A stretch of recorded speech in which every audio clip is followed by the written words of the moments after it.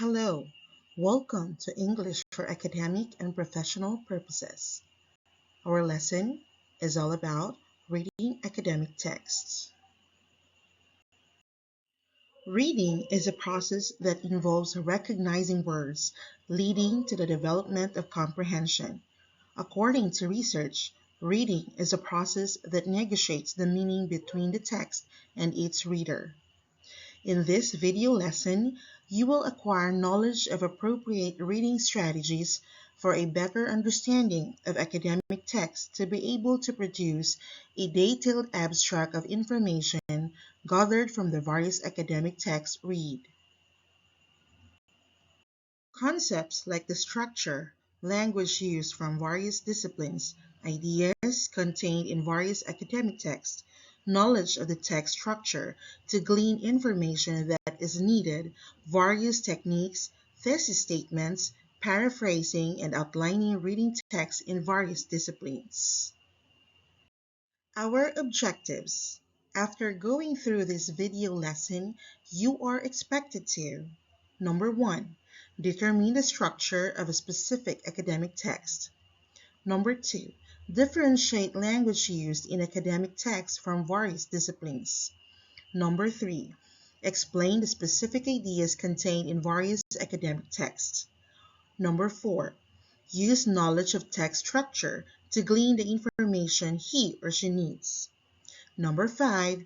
Use various techniques in summarizing a variety of academic texts. Now, I want you to prepare your writing book. We will now assess your prior knowledge about writing. Activity 1. Answer the following question. Each question will be given 5 points each. Number 1. What is the easiest writing assignment you have done so far? Number 2. How about the most difficult writing assignment you have done? And number 3. Based on your answer, what do you think is academic writing and its differences from other kinds of writing? You have 10 minutes to do it. Your 10-minute activity is up. Now we will move on to the question, what is academic text? Academic text is a written language that provides information which contain ideas and concepts that are related to the discipline. Try to look on the structure of specific academic texts. We have there essay, article, paper, thesis, report, dissertations, and project.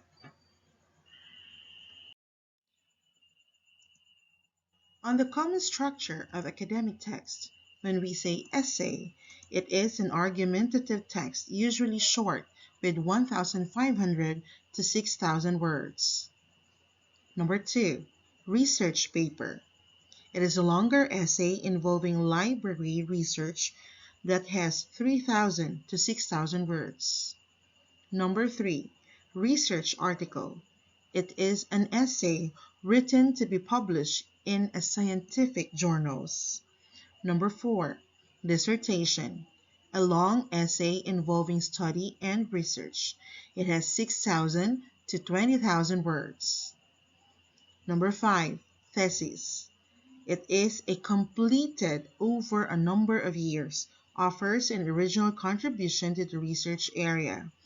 20,000 words minimum. And number 6, technical report. It describes process, progress, and results of the scientific research. Now we will move on to the sample academic text. An essay, the structure and description. It has 3 parts. First, introduction. It gives the reader with a clear idea of the emphasis and the purpose of the writing.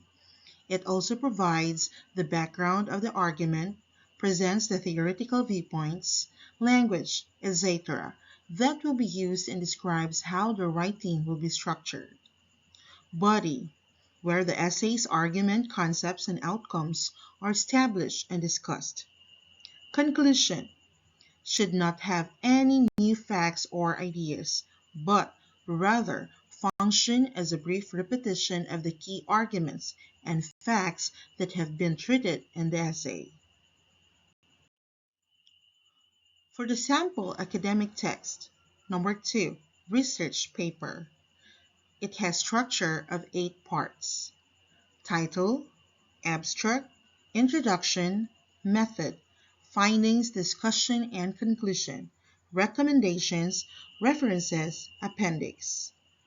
When we say title, it must be short, informative, made up of only 15 to 20 words. It must not be in a sentence, not all capitalized, and not negative in tone.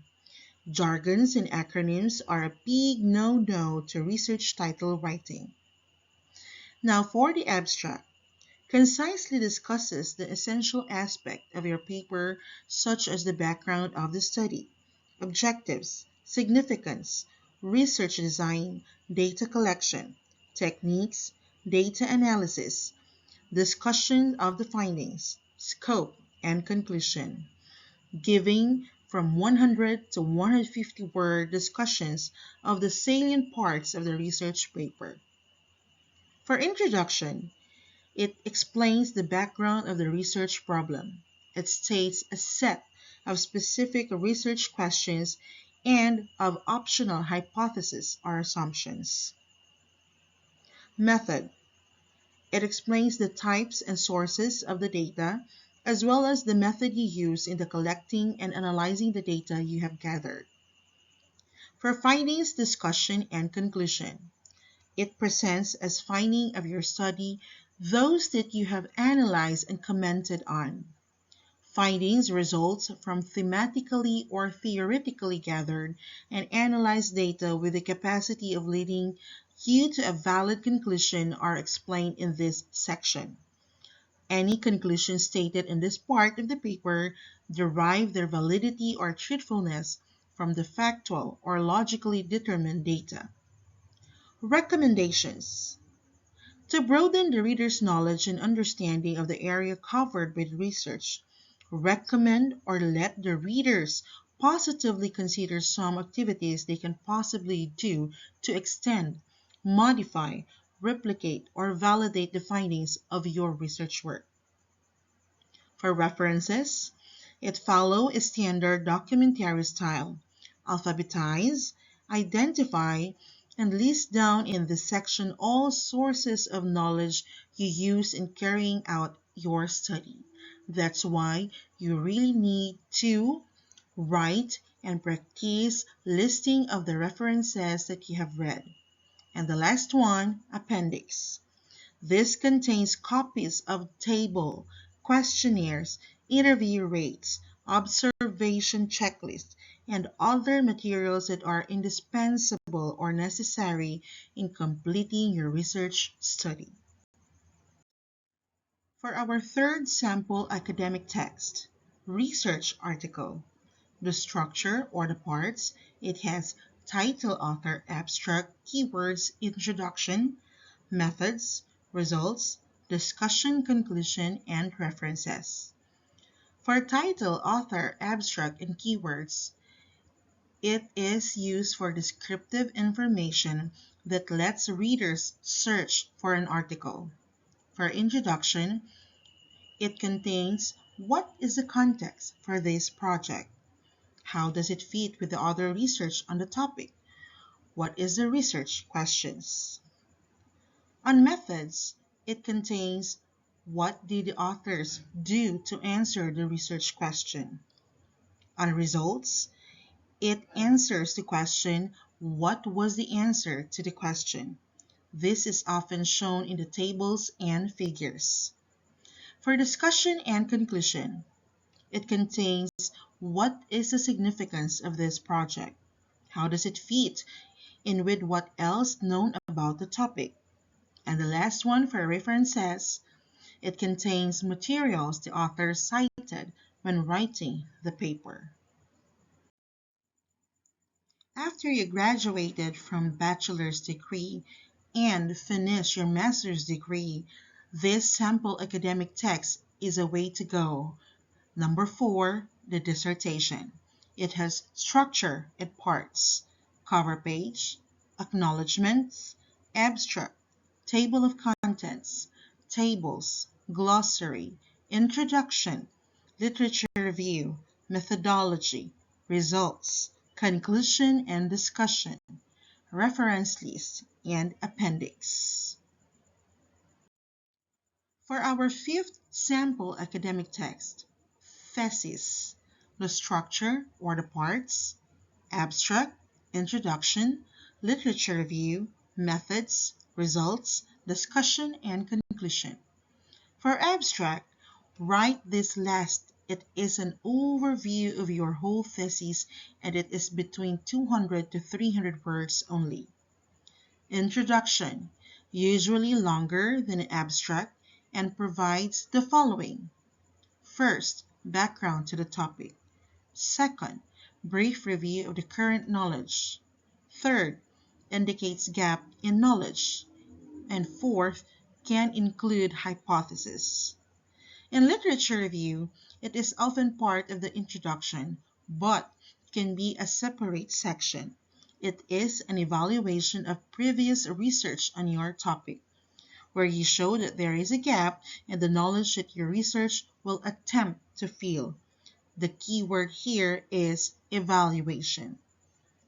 For methods, often the easiest part of the thesis to write, outlines which method you choose and why your methodology, what, when, where, how, and why did you, what you did to get your results. For results, results contain the facts of your research. Often, you will include a brief comment on the significance of key results, with the expectation that more generalized comments about results will be made in the discussion section. For discussion, discussion should also relate your specific results to previous research or theory. You should point out what the limitations were of your study and note any questions that remain unanswered. And the last one, conclusions. This is where you emphasize that your research aims and objectives have been achieved. And now we will move on to the last sample academic text, number 6, technical report. The structure or the parts. Letter of transmittal, title page, executive summary, table of contents, introduction, body, conclusion, recommendations, reference list, and appendix. When we say title page, it should have report title, your name, and submission date. In executive summary, it should have overview of subject matter, methods of analysis, findings, and recommendations. For the table of contents, it should have lists of numbered sections in report and their page numbers. For introduction, you should have terms of reference outline of report's structure. For body, it should have headings and subheadings which reflect the contents of your section. For conclusion, it should contain or state the major inferences that can be drawn from the discussion. And for recommendation, it should indicate any further work that needs to be done or identifies the alternative you think best solves or improves the problem. For reference list, you should list of reference material consulted during research for report. And the last one, appendix. You should inform that supports your analysis, but it is not essential to explanation.